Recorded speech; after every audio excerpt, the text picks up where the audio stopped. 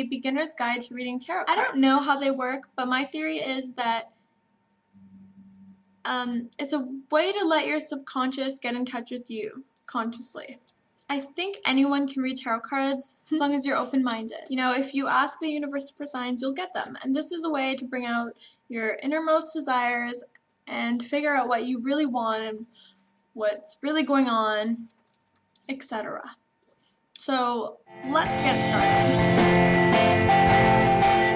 started. Okay. So, picking your cards. There's so many different types. Do some research so you get an idea of what you're looking for.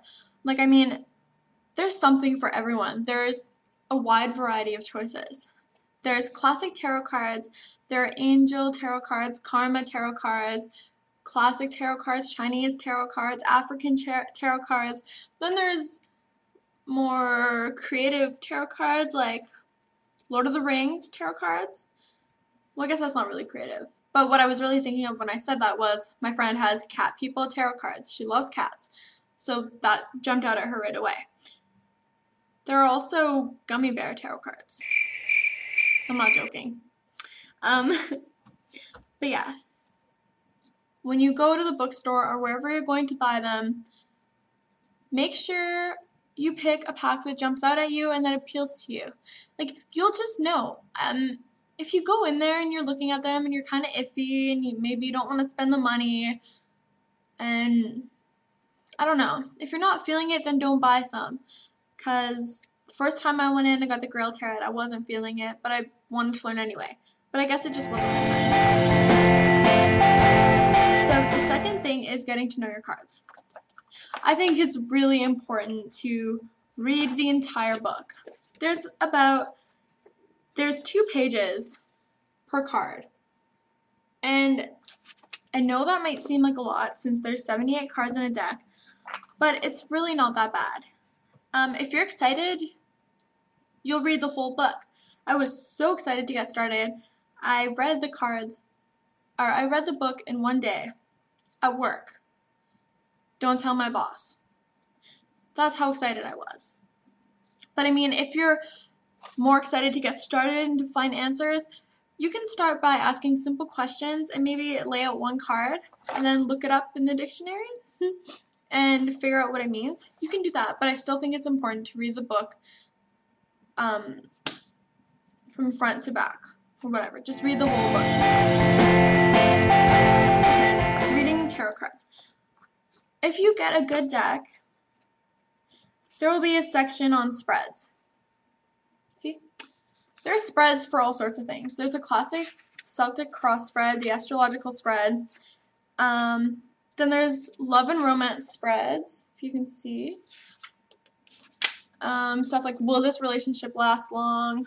Will I find love spread? Okay, let me just explain one, if you don't know what it is. Okay, the will I find love spread. See, it shows you how to lay out the cards. And it goes 1, 2, 3, 4. And then it shows you what each card means. So, like, it says number 1 down here. What do I need to know about finding love at present? And then number 2, this card will answer the question, in what way am I ready or not ready for love? You know, etc. There's romance spreads, there's money and career spreads, and there's just a huge variety. And if your book doesn't come with that, you can look them up on the internet and you'll find a bunch. You should start by doing maybe 3 cards. Once you start learning, maybe do past, present, future. That's very basic and anyone can do it. And it's good for beginners. The way that I do it, I'll use spreads if I'm reading one of my friend's cards or something, but I mostly read my own cards. And I just know when to stop. I don't use a certain spread. I usually know when to stop. And that's just intuition, and you'll get there eventually. So the next point I want to talk about is keeping a tarot journal. I think it's important to do that because it'll help you learn faster. Let me give you an example. Say you lay out a 3-card spread asking whether you're going to get a certain job you apply for or not. Lay out your cards and then look up the meanings and figure out what they're trying to say to you. And then write it down in your book. Write down the question you asked, the 3 cards you got, and what you think the story is. and like why. I know it sounds like homework, but it's worth it. And then say in a week or so, if you find out whether you got the job or not, go back and look, like were the cards right? Like did you interpret them the right way? And if not, now do you see how they were trying to tell what they were actually trying to say?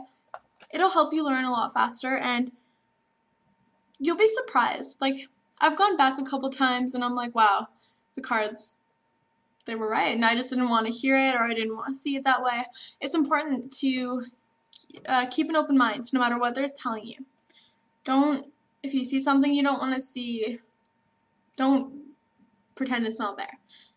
It's more beneficial to you to explore and figure out what's going on.